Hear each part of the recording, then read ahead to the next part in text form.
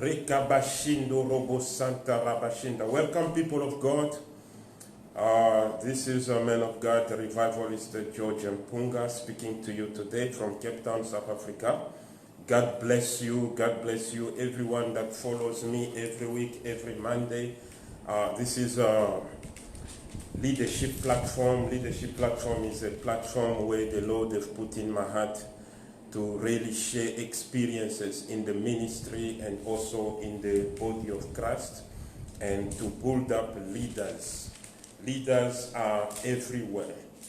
You find the leaders in politics, in sport, you find the leaders at home, you find the leaders in the community, you find the leaders at work, you find the leaders in the business world, you find the leaders in the church.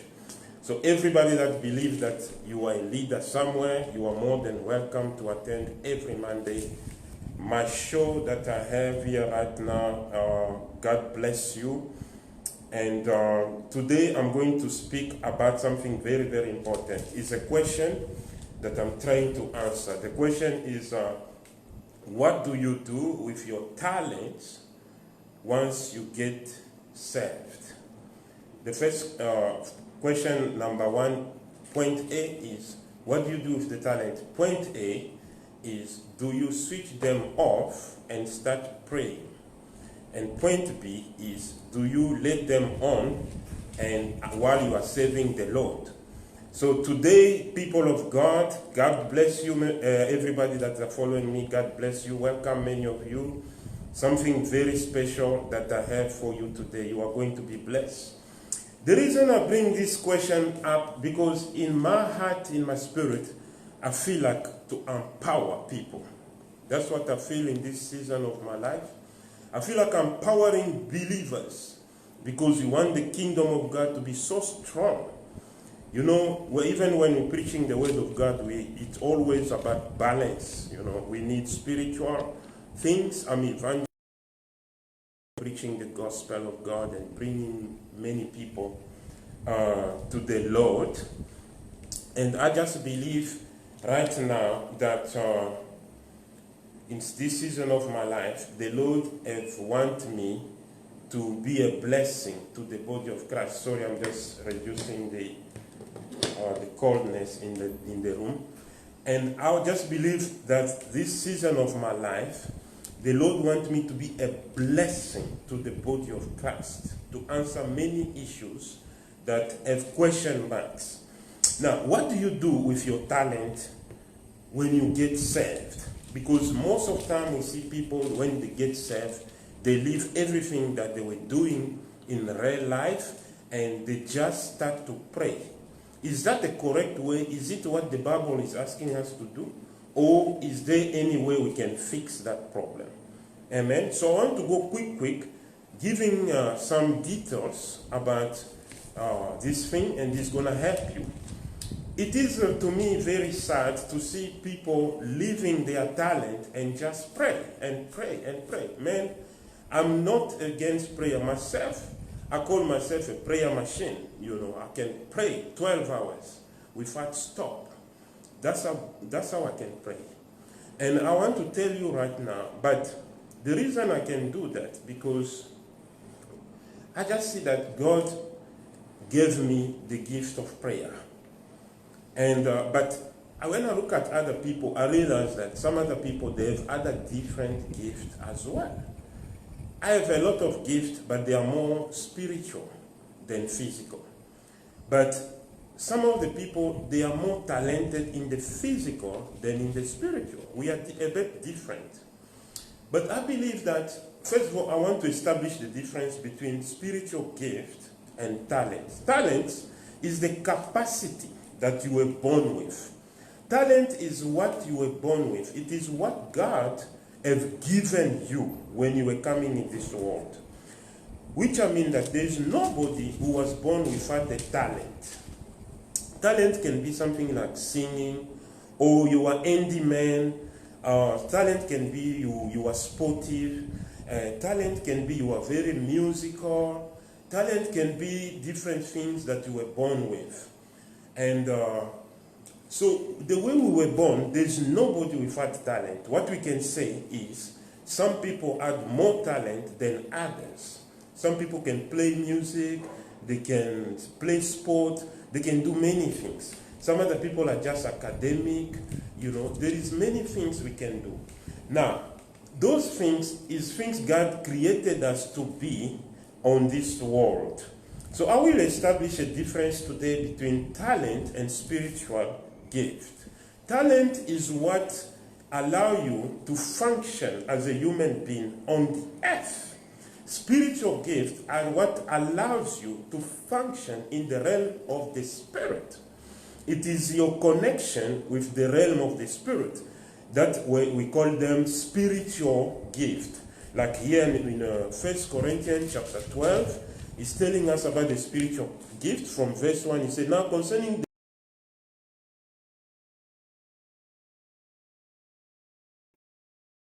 the distant idol, wherever you were led, he says, verse 4, he says, now, therefore, they are different gifts, but the same Spirit. Say, they are different of ministry, but the same Lord. And they are different diversity of activity by the same God who works all in all. Amen? And then it gives us a list of gifting that we have. He said, for instance, for to one is given the word of wisdom through the Spirit, to another the word of knowledge through the same Spirit, to another the faith, to the same Spirit, to another gift of healing, to the same Spirit, to another working of miracle, to another prophecy and discerning of the Spirit, and different kind of tongues. So those are gifts, spiritual gifts. Spiritual gifts, what they do, they connect you with the realm of the Spirit. They have nothing to do with you living today, eating today, getting your money, staying in the house, driving a car, or paying your bills. The spiritual gift cannot do that for you. The spiritual gift are for the things of God, anything that is for God. I remember when I came to the Lord, God gave me the spiritual gift. He gave me, one of the gifts God gave me is the gift of healing. I pray for people, they get healed. And I started to do that when I was 16 years. I started to pray. I was not a leader in the church, but God was doing miracles with me. Everywhere I go, I used to go to the hospital. I used to go visit people house by house. Any person I prayed for, they were getting healed. But in the church, I was not a leader. But those gifts, they are not given to you because you're a pastor, because you're a leader in the church, because you do something. They are given to you by grace. God gave me the grace of miracle. When I pray for the sick, there is a screen that appears in front of me, and I start to see the sicknesses. And I just tell the people what I'm seeing in front of me, and God is showing me those things, and they come. And so I want to establish the differences. Those are spiritual gifts. When I came, I didn't have also a background of people who pray, like pastors in my family and stuff. But I want to tell you, when I came to the Lord, God gave me also the gift of prayer. I found myself praying from 7 a.m. and finish 7 in the evening. And I remember clearly those years, I was around 18 years, doing those kind of prayer. I remember clearly one person, he left me praying at 7 in the morning, and he traveled to another city, and he went for buying stuff. He bought the stuff, and he took the bus. He came back in the city, and he came back at home, where he left me praying. Around 5, he came back. He found me still praying, and he waited until 7, because my plan that day was to pray from 7 to 7, 12 hours. When I finished praying, that man gave his life to Jesus. He said, no, this is impossible. How can somebody pray like this? It revived him, it gave him hunger to serve God. So, when it comes to things like spiritual gift, praying, I know the Lord blessed me. And I want to say to you that, but for the other people, I know that it's not everybody you have to pray for the sick, or everybody have to prophesy, everybody. But what do you do if you don't get the gift of the Spirit? So that's why I want to encourage people, that people you have the talent. You see, when God calls you for a mission, when God calls you, He wants you to do something in the kingdom of God. He will give you what we call the gift of the Spirit. You are not negotiating about the gift. In fact, for me, I don't even think I know the Bible says you can pray, but for me, sometimes I don't see the need to pray, because God Himself gives you the gift according to the mission He's giving you. You see, there is different mission that we call ministries. I'm evangelist, so therefore the gift of miracle must go with me, because the kind of people I meet, they are not saved. So I need to deliver the message, and I must prove it with the signs and wonders. Now, if you're a teacher, maybe you don't need the gift of miracle, because people don't follow you for prayer. They follow you for teaching. You know, they want a super extraordinary, some kind of a knowledge. They don't expect you to pray for them. And so I want to say to you, my beloved brothers that are following me right now, God bless you, everybody that is following me. There is people that have been born politicians, you know, the way they think, the way they talk, and they give their life to Jesus Christ, and the church and the body of Christ discourage them and say, oh, you cannot be a politician because you're a Christian. I just did some research, and I want to give you my own opinion. I'm not saying that's what there is, but I'm saying it is opinion, and I also believe in the body of Christ. As a leader in the body of Christ for many years, I also have opinions. My opinion is, if somebody has the talent of a politic, is a politician by nature, you must leave him alone. Because we are confusing so many people. Somebody wants to be what he was created for, but we're trying to tell them, no, just pray, just pray. We have to let people be free. We will create different purpose. We have different mission. Some of the people, they are sportive. They've been born with the sport talent. They can run. They can play soccer. And when they come to church, you want to make them very spiritual. They are not allowed to go play soccer because they're not allowed to go play rugby. They're not allowed to go to do sport. They cannot allow to do wrestling, because if they do that, they are not a Christian. They're not allowed to do boxing. I want to say, beloved, we have to understand these things carefully, because we are making the kingdom of God weak. We are weakening the body of Christ by making everybody to pray. No, I'm not praying because I have to pray. I am praying because God has given me the gift of praying. You can pray with me, you will be tired, but I'm not doing it in my own capacity. I am doing it, it's flowing, you see, because it is a spiritual gift that God has given me. I don't expect every single person to pray 12 hours like me, or to pray 10 hours or 8 hours. Some of the people, they don't even manage 1 hour. But it does not mean they are not good Christians. It's just they were not given that gift or that talent, if you want to call it. We must structure the body of Christ. We must not confuse each other. There is people who are called for prayers. There's people who are called to play soccer.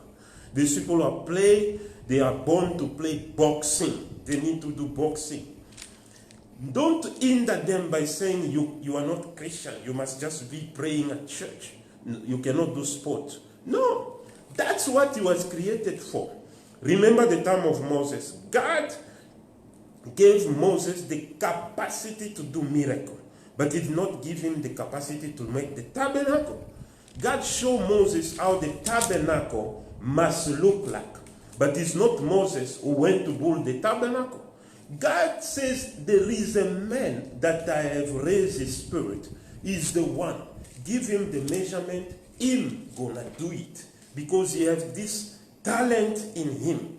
The construction, the architecture or capacity or talent in him. He will understand the measurement and you make it into place. And you're gonna have the tabernacle for me.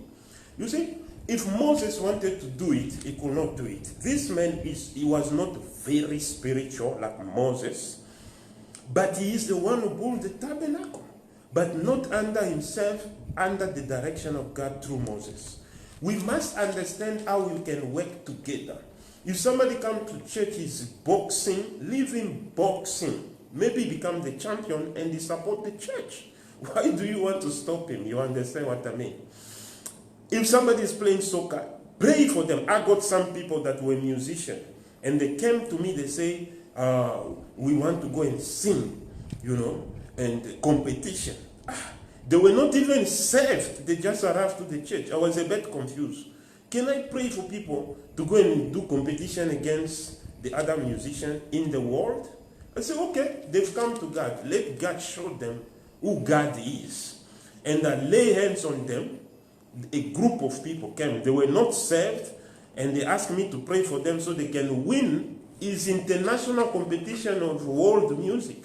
But because they come to me, I said, I will show them that the man of God is powerful. I pray for them. I say, God, help them to win this competition. Those guys, they traveled. They went to Denmark, where they had to play against other international team. They had to do the music, rapping music, and they won nights. They became the champion of the rapping music. And when they won that, they realized, oh, this man of God prayed for us. And one of them came to church, and he gave his life to Jesus, and he started to serve God. And I want to tell you, later on, he became assistant pastor in the church. You understand? Because I left him alone to do what he was born to do, his music. So I want to tell you, let us not bring hindrance to the body of Christ.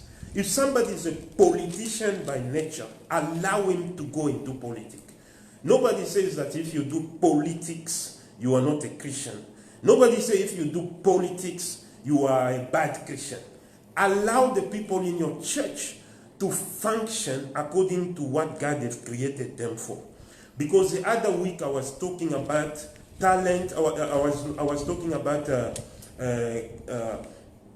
the input that God put in us, the potential, So I was, and your calling, I was talking about calling and potential.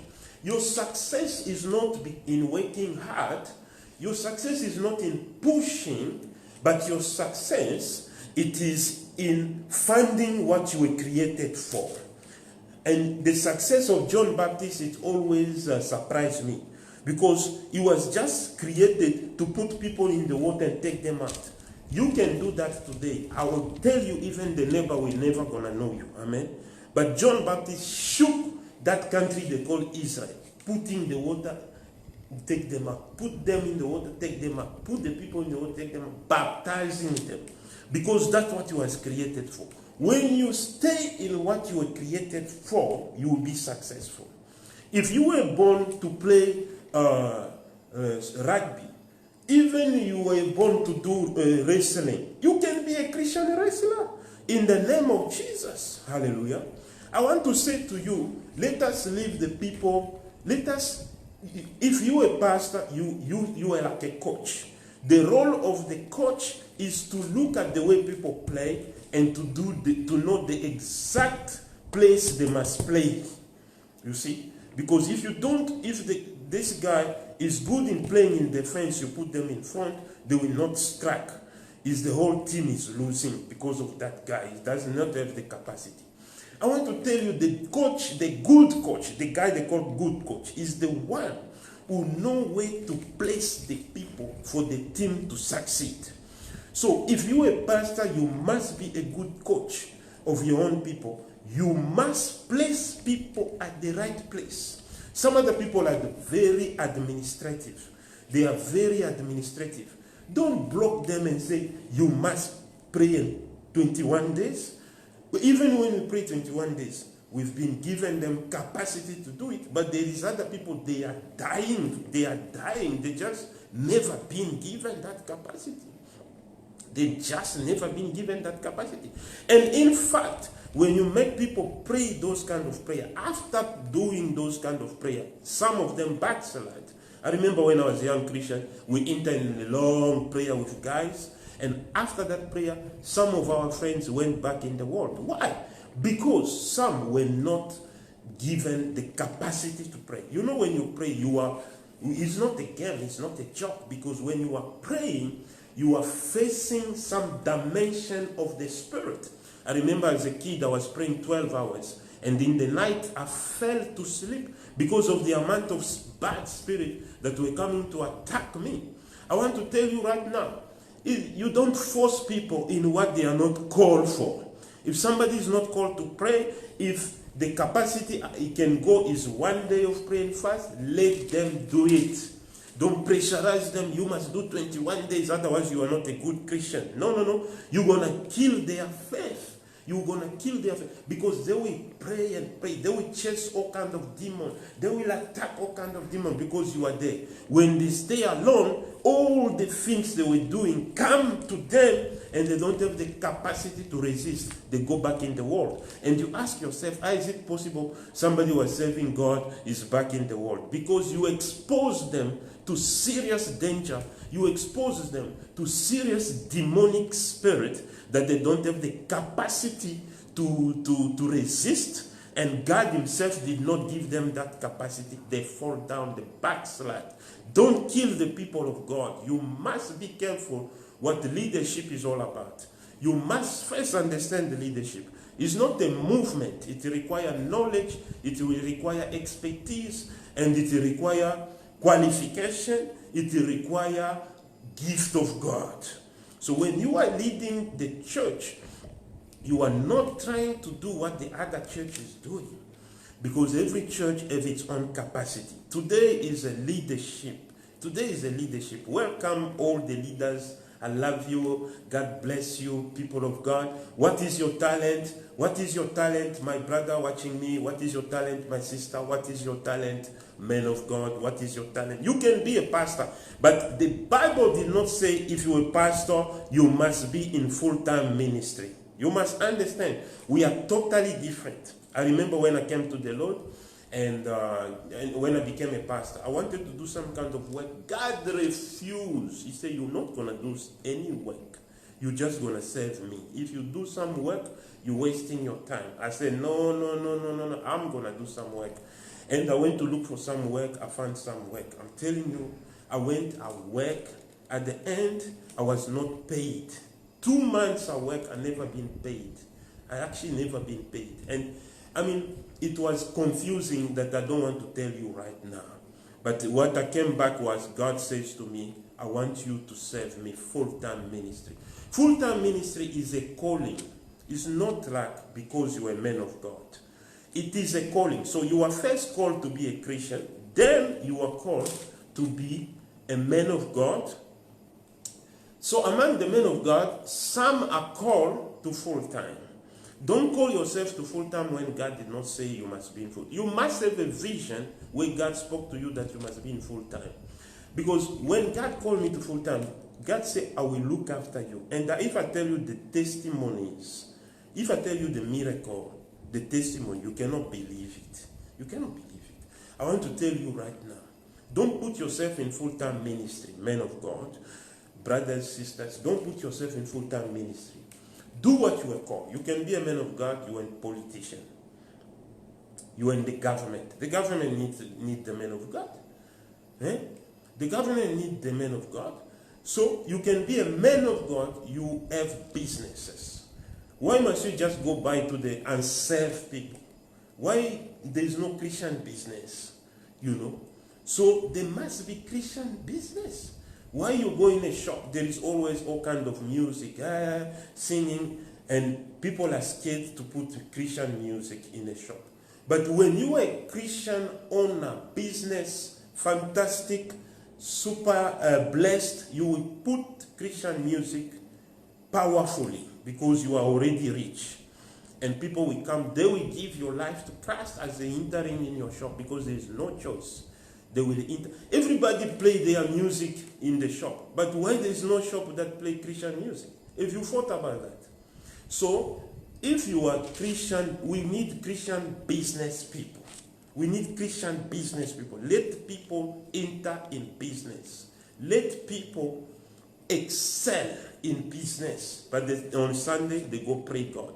When there's more people excelling in business, the kingdom of God will have support. Why the church is suffering? Why there's manipulation in the kingdom of God? Why the people don't preach the true gospel of God? They are manipulating people to get the money. Why?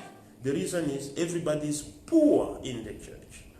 Why they are poor? Because the first thing that they hear is you cannot be anything else. Just pray, just pray, just pray. Just become spiritual. Now, if he was a businessman, he doesn't do business. If he was a sport guy, you know that so many sport people are billionaires. And if he was a musician, all those kind of things, they stop all those kind of things and they just pray. No, no, no. Let people operate in the talent is what allow you to communicate with this world. If you're a carpenter, you see, even Jesus himself, they say, was a carpenter. The child of a carpenter, you see. So it means Jesus did some carpentry. John, Peter, and James, they were business people. Paul, do you know why Paul succeeded in the gospel? Besides the anointing, he was a businessman. Amen. He had his own way of doing it. Some tent, he was saying. I asked myself the question, there were 12 apostles. Why only few succeeded? And the other one, we didn't even hear about them. Why? Why we didn't hear about Thomas, where he went, Bartholomew, and all those kind of things? Why they don't even mention? I was asking myself that question. And then I said, let me examine first those that I heard. Paul. I examined Paul. I found out that Paul, he had money. That's why he was traveling all over the place. Barnabas, he had the money because the Bible says he came to bring the money to the temple to support. Now, I was saying Barnabas, he had money because there is a proof in the Bible in Acts that he came to give the money to the church of God. So him as a person of money, he had. Mark, I was talking to people. The Gospel of Mark, the one who wrote Mark is not an apostle. Amen. He's a brother in the church. His mother is called Mary. The mother where the church started, Mary. The mother of Mark had money because they were receiving all the disciples at their house. So they had money. So mother of Mary was heard because he received all the disciples at their house. And Mark, the mother of Mark himself, they had money. That's why he wrote the gospel. Do you know that in theology it says that Mark was the first person to write the gospel? So he had the means to write it, you see. And then if you look Paul, he also had money. If you look Peter, James, John, they had company, you see. They were business guys. And those are the people that wrote the Bible. You see? So when I do because the Bible says we must meditate. When I meditate, when I meditate these things, I realize that it is important to have finances. And for us to have it in the kingdom of God, we must release everybody to do what they were born to do. When they do what they were born to do, the church of God will be blessed. Everybody. There is some other people, they gifted just to work. Bless them. Allow them to go and work. Don't block them in the house. Don't block them in prayer when they're supposed to be waking. Teach them faith. Teach them to live in faith. Amen. I want to encourage you as I'm closing right now. I believe you've been blessed. In my closing, I'll say the difference between talent and gift. The gift is what connects you with the spiritual world. Amen. We have the 9 gifts of the Spirit. The speaking in tongues, the miracle, and all those things will never make you live on this world. You cannot speak in tongues and you go pay your bills. You cannot, even you have the gift of miracle, you cannot do miracle and you pay your bills. It's a miracle to bring people to Jesus. Amen.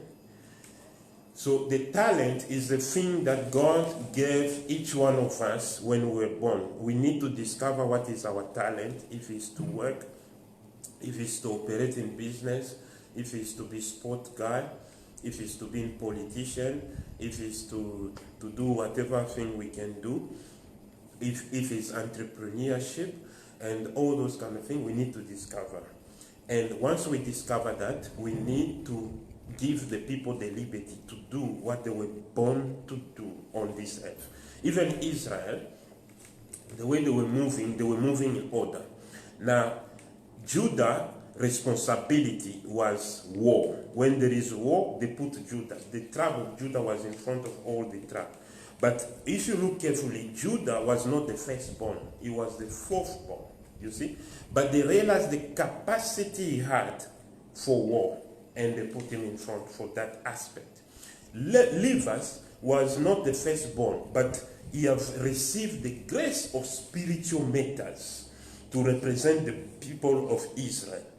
And all the priests had to come from Levi. He was not the firstborn. And there is, each tribe adds its own role. So when we come to the Lord, we need to find our roles. Some are very spiritual, some are not very spiritual. Now, we cannot oblige every person to be on the same level of spirituality. But we must allow everybody to function according to the grace that they've been given to him. You see? Because there is a measurement of grace. It says, to one that more has been given, more will be asked. If I pray 12 hours, I don't expect somebody to pray 12 hours. If I pray 12 hours, because I spend a lot of my time praying for people, because I am called to pray for people, lay hands on people, God gives me the capacity to pray 12 hours. Somebody who does not even pray for neighbor, who he doesn't pray for anybody, I don't see how God going to give him 12 hours. 12 hours is you get the anointing. That anointing cannot be delayed. It cannot be your anointing. The reason we getting it is for giving it out. That's what we call miracle. That's what brings people to salvation. But if you don't have work to do, God cannot give you a gift to receive so much anointing and to not give it out. Because you remember God the way he works, he does not delay things. When he did the miracle, he told the people, pick up whatever small pieces of miracle. Nothing will be wasted. God will not waste anointing on somebody. He gives you too much anointing, and he doesn't give you a channel to send it out. Look at everybody that do miracle. They are men and women of prayer. And after praying, they get so powerful, they go give it out. That's how it is. So look at when God gives manners. It was not about to keep. You see, it was about eat accordingly. Some people took so much, and whatever they took went off. Because the kingdom of God is not about keeping. So I want to tell you right now, don't pressurize people to be what they are not born to be.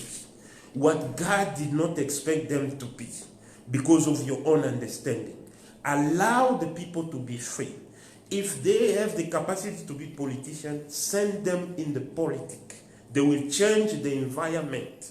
They will bring God in the kingdom, in the government, in the political world. But if you are restraining them, then you start to say, oh, God is not helping us. But how can God help us? Because God, we have the David. They were soldiers. David was a soldier. Have you imagined that? David was a soldier. He was not a priest, you know. But he was a great man of God, to the point where they say Jesus, the son of David. They don't even say the son of Abraham.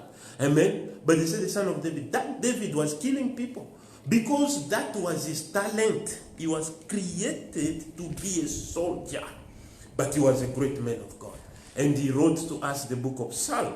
And he brought a huge influence. So if somebody was created to be a soldier, allow him to be a soldier. Don't block him, because you're a Christian, you cannot be a soldier. No. I believe I've spoken a lot. If you have questions, send me the question on my messenger. Pastor George, you just write there, George Mpunga, and you send me a question on my messenger. Or you can even, after listening to this message, you can write on my wall your question. And I want to answer those questions, and I'm not going to be the only one answering your question. Other men of God as well, they will answer the question that you are sending. God bless you so much. Let me pray for you. Father, I pray for every person that they follow me today.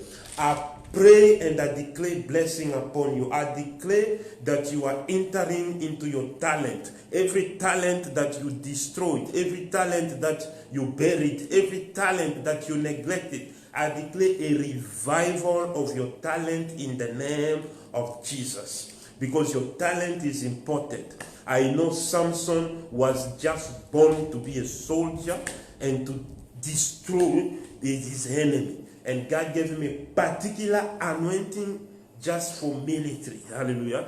And I want to tell you today, whatever gift, whatever talent God given you, even you don't pray so much, but you have a talent, today I pray revival of your talent. Today I pray God gonna use you so powerfully. May you be blessed. May you grow. May you serve God freely without stress. May you find your position on earth. May you succeed with God. May you be blessed in what you are doing. May you succeed. I want you to follow this message. You can replay this message because it is very important. And if it is possible, teach it in your church. You must allow people to operate in their talent. Don't just make them pray day and night. If God called them to pray day and night, He's supposed to give them the gift of prayer. But because He did not give them, so He's not expecting them to pray day and night. Allow the people to be what they were created for. When they are what they were created for, they will be joyful. They will not be praying for unnecessary things. They will not be poor in the church and block the church. And the church will be focused in preaching the gospel because the people in the church, they are succeeding. There's no time to manipulate them. They come and bless the church by themselves. The church is focusing on preaching the real gospel, bringing people to salvation. And but if you want everybody to be spiritual, you're going to have poor people, and then you start to manipulate them. No, allow people. If he's a soccer guy, let him go play soccer. Let him go to championship and win it and bring the World Cup. Amen. Praise the Lord. God bless you. God bless you. God bless you. In the mighty name of Jesus. Amen.